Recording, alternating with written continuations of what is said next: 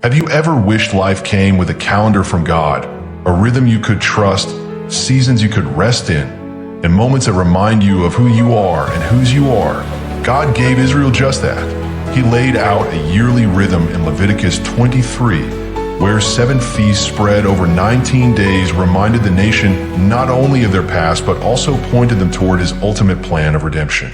The first 3 festivals, all in the spring, lay the foundation: deliverance, sanctification, and provision. Passover celebrated one day in a year. The Lord's Passover begins at twilight on the 14th day of the first month.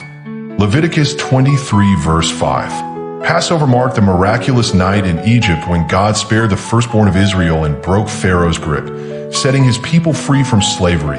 Exodus 12. Each year, Israel would remember how the blood of the Lamb on the doorposts brought life, not death. In the New Testament, we see its fulfillment in Jesus.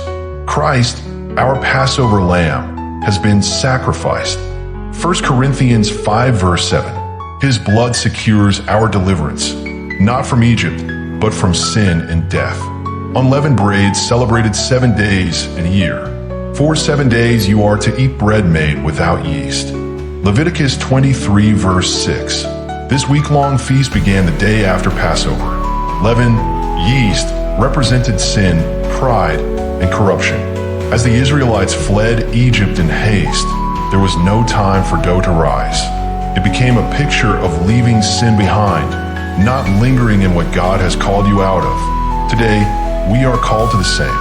Let us keep the festival with the unleavened bread of sincerity and truth. 1 Corinthians 5 verse 8.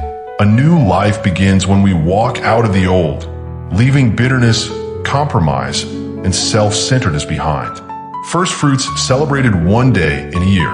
Bring the first sheaf of your harvest to the priest. Leviticus 23 verse 10. First fruits celebrated the start of the barley harvest. By offering the first and best to God, Israel declared, "Everything we have comes from you." It was a joyful act of trust in His continued provision. Jesus rose from the dead on this very day. Paul writes, "Christ has indeed been raised from the dead, the first fruits of those who have fallen asleep."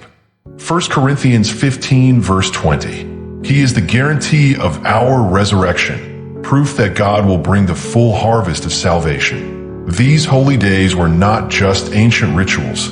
They formed a divine timeline, fulfilled perfectly in Jesus.